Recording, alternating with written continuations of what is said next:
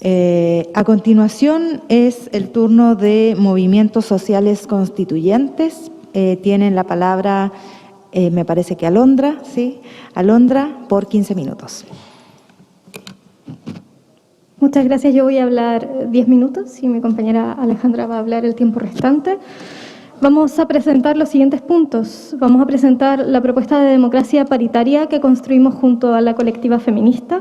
Vamos a hablar sobre nuestra propuesta de representación política y participación en la democracia, sobre la propuesta que tenemos de Congreso Plurinacional, de sistema de gobierno, acerca de las materias de ley y formación de la ley de manera muy somera, de mandato revocatorio, acerca de buen gobierno y de la norma sobre tope de remuneraciones para autoridades públicas que presentamos esta semana. El proceso constituyente en curso en nuestro país ha fijado un precedente histórico. Es el primer órgano constitucional con una composición paritaria en el mundo, en el seno de un ciclo de movilizaciones feministas de masas. Sabemos que esto ha generado una particular expectativa internacional sobre los resultados de este proceso. La Convención Constitucional, en su primera etapa, desplegó una discusión respecto a las condiciones mínimas para un debate democrático que incluyen la perspectiva feminista y el enfoque de género y la paridad sin techo como un principio general a aplicar en cada uno de sus órganos. La definición de paridad, que fue incorporada entonces, da un paso adelante respecto de aquella con la que fue conformado inicialmente la Convención Constitucional y ha significado, a su vez, un precedente histórico al erigirse como una paridad sustantiva, un mínimo democrático y no un techo a la representación de quienes han sido históricamente excluidas de la deliberación política. La paridad sustantiva asume una concepción no binaria de la paridad al reconocer la existencia de una diversidad de identidades que deben ser visibilizadas e incluidas en el proceso político. El precedente normativo de estos esfuerzos está establecido en los instrumentos y estándares de derechos humanos como la Convención contra toda forma de discriminación contra la mujer, la CEDAW, y el Programa Interamericano para la Promoción de Derechos Humanos de la Mujer y la Equidad e Igualdad de Género, entre otros. La CEDAW, en su artículo 7, dispone que los Estados parte tomarán todas las medidas apropiadas para eliminar la discriminación contra la mujer en la vida política y pública del país. Asimismo, la Estrategia de Montevideo para la implementación de la Agenda Regional de Género en el marco del desarrollo sostenible hacia 2030, aprobada por los Estados miembros de la CEPAL, dispone que para alcanzar la igualdad de género es imprescindible avanzar hacia dos procesos que están interrelacionados: la profundización y cualificación de las democracias y la democratización de los regímenes políticos, socioeconómicos y culturales, los cuales requieren como condición alcanzar la paridad en la distribución del poder. Junto a la colectiva feminista proponemos una democracia paritaria, fundada en el reconocimiento y en la promoción de la participación en condiciones de igualdad sustantiva de mujeres, hombres y diversidades y disidencias sexogenéricas como principio y condición mínima para el ejercicio pleno de la democracia y la ciudadanía. La iniciativa presentada propone, entre otras cosas, la integración paritaria de todas las instituciones del Estado, su promoción en todos los espacios de la sociedad civil, la integración paritaria de los espacios de dirección de las organizaciones políticas, la implementación de un enfoque transversal de igualdad sustantiva de género en las políticas públicas, la obligación de incorporar la igualdad sustantiva en las dimensiones organizativas y electorales, de entregar un financiamiento electoral adecuado a las candidaturas de mujeres e identidades trans y no binarias,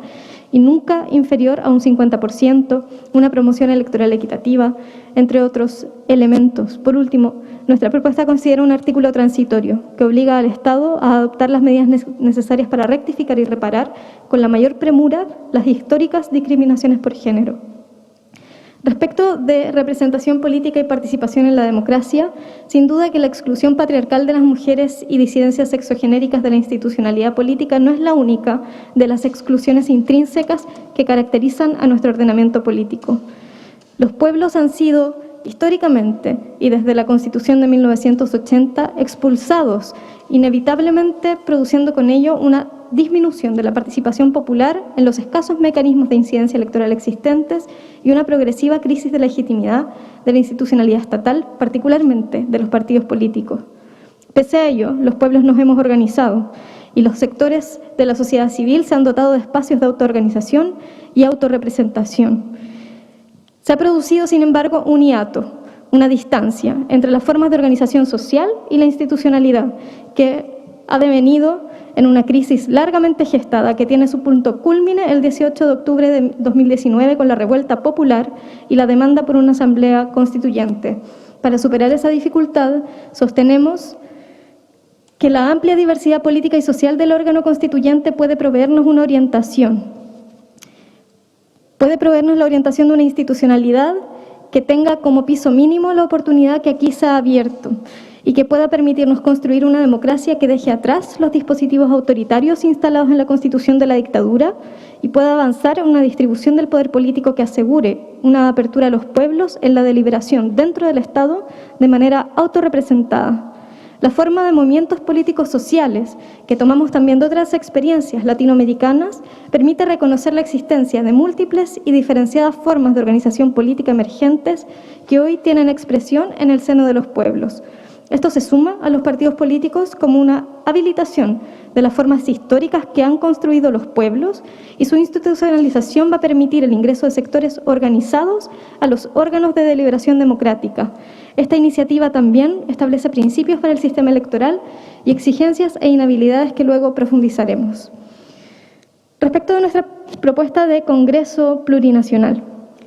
desde los movimientos sociales constituyentes portamos un mandato que emana y responde a la exigencia popular de democratizar los órganos de representación política y en lo que refiere al Poder Legislativo, ese mandato se traduce en la propuesta que hacemos de instituir un Parlamento unicameral,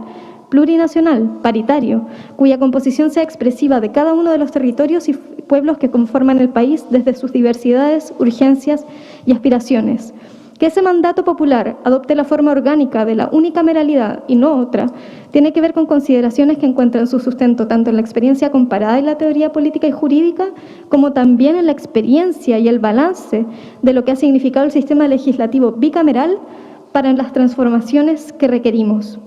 No es casual que el actual Poder Legislativo haya corrido la misma suerte que la mayor parte de la institucionalidad, siendo objeto de la impugnación impulsada por los pueblos durante la revuelta social que ha habilitado este proceso constituyente, pero también desde mucho antes. En la base del nivel de descrédito que tiene hoy día el Congreso se sitúa la distancia establecida entre una institucionalidad burocrática y autoritaria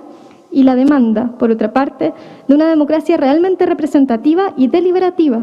que suture las mediaciones conservadoras para dar paso a formas capaces de expresar de la manera más directa posible la voluntad soberana de los pueblos.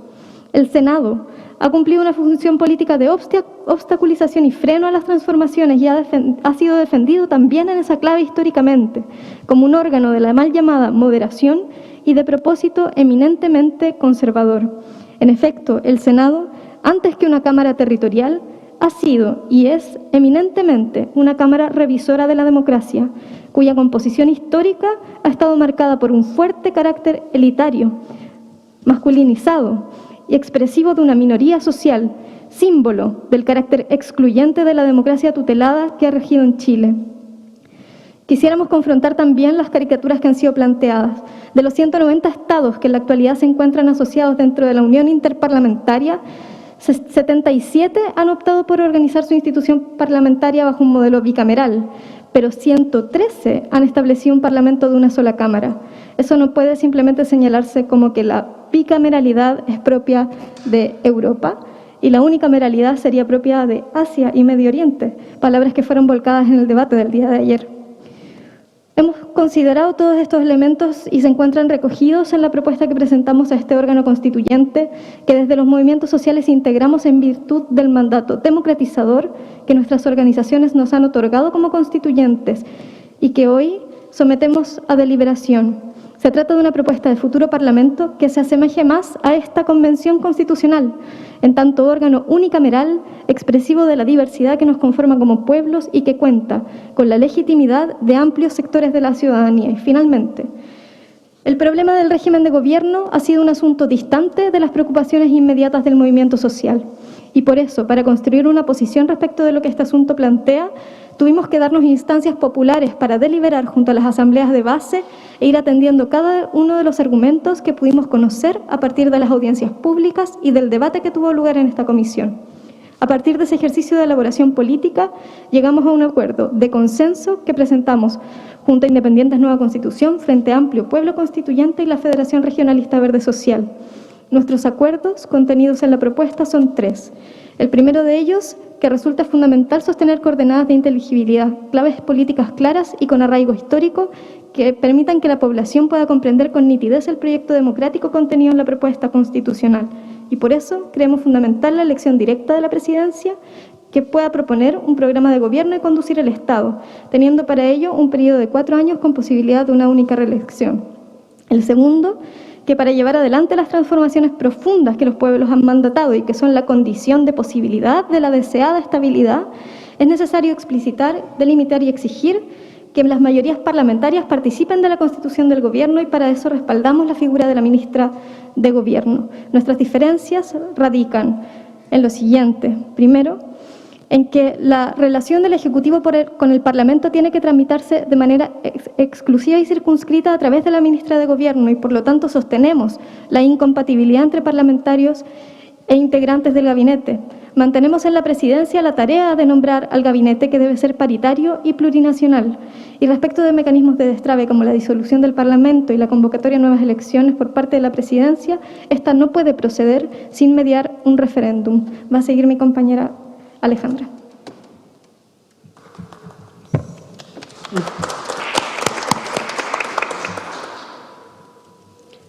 Gracias, Alondra.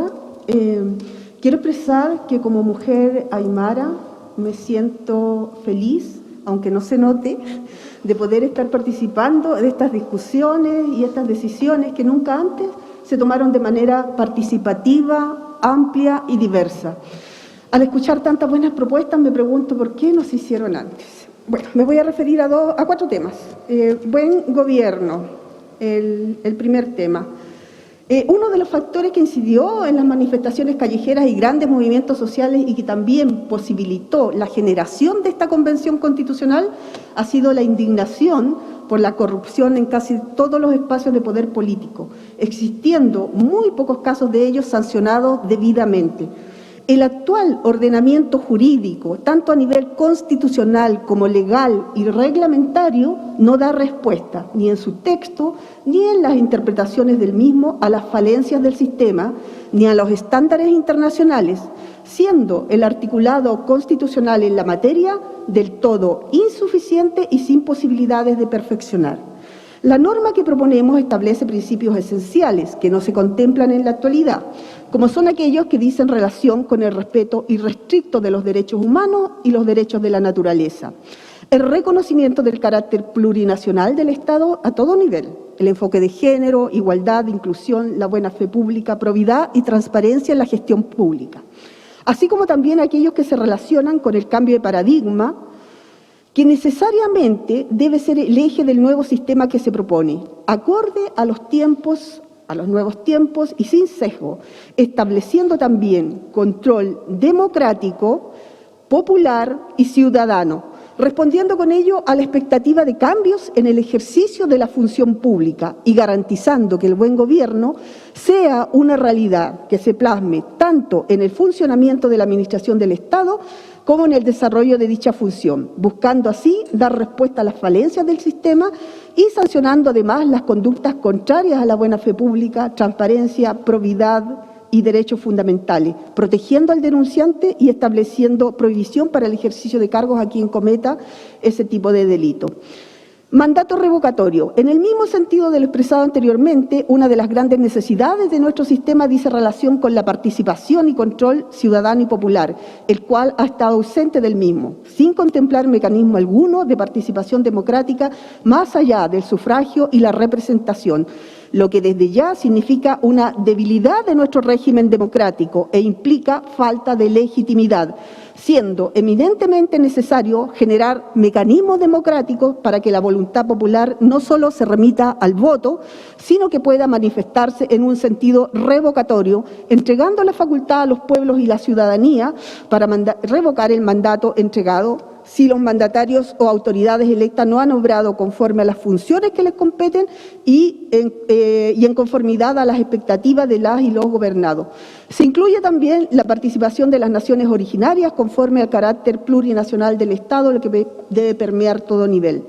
La norma propuesta contempla el referéndum o mandato revocatorio para el caso de las autoridades electas por elección popular, ya sean elecciones nacionales, distritales, regionales, de territorio o escaños indígenas, solicitud que debe respaldarse por un número no inferior al 10% de los habitantes del distrito, región, territorio indígena o pueblo originario correspondiente que hayan cumplido los 16 años de edad, pudiendo presentarse una vez cumplido el primero y antes del último año del periodo para el cual fue elegida la autoridad correspondiente y solo pudiendo realizarse un proceso de revocatorio de mandato durante el mencionado periodo. Materias de ley y el proceso de formación de ley. Y esto fue trabajado con Chile Digno, por lo tanto fue expuesto. La norma busca generar un procedimiento de formación de la ley accesible y comprensible que, por un lado, facilite la participación y deliberación pública, propendiendo al involucramiento activo en el proceso democrático de formación de ley, en conjunto con los mecanismos que garantizan dicha participación, así como también haga que la tramitación sea más eficiente y responda a las demandas populares de modo oportuno, estableciendo además mecanismos de participación de los pueblos originarios que respondan al carácter plurinacional del Estado, así como también a la composición plurinacional del Congreso. No sé cómo estoy con el tiempo. ¿Sí? Ya. Asimismo, se busca generar equilibrios entre el poder ejecutivo y el poder legislativo, dotando al órgano legislativo de más y mejores herramientas y contemplando la participación popular, estableciendo un manejo conjunto y participativo de la agenda legislativa a través de un sistema de urgencias, simple y de suma urgencia, compuesto por 4 tipos de urgencia: gubernamental, legislativa, popular e indígena. Y, por otra parte, reduciendo el veto presidencial a veto de forma y no de fondo. Y en el caso de materia de iniciativa exclusiva del presidente o presidente de la República, estas se reducen a la división política o administrativa del país y la ley de presupuesto, estableciendo un sistema de la colaboración del legislativo y ejecutivo en la formulación del proyecto de ley de presupuesto, así como también eliminando los quórums supramayoritarios y estableciendo también la iniciativa popular e indígena de ley, la cual solo tiene como límite los tratados internacionales de derechos humanos, las materias de iniciativa exclusiva y la materia penal. Finalmente, mandato revocatorio, que la regulación de remuneraciones de autoridades electas por elección popular, que fue trabajado conjuntamente con Chile Digno y Pueblo Constituyente. La norma viene a zanjar una larga discusión y demanda popular que se relaciona con las excesivas remuneraciones de las y los servidores públicos, pero especialmente de las autoridades y cargos de alta dirección. En este sentido, la norma fija como única renta, dieta o remuneración una suma total, que en caso alguno será superior al equivalente a 10 ingresos mínimos remuneracionales mensuales, sin afectar la escala única de sueldos ni la escala municipal de sueldos para servidores públicos que no ostenten la calidad de autoridades, y estableciendo que ninguna autoridad percibirá una renta, remuneración o dieta por concepto del cargo desempeñado luego de haber cesado en el cargo. Gracias.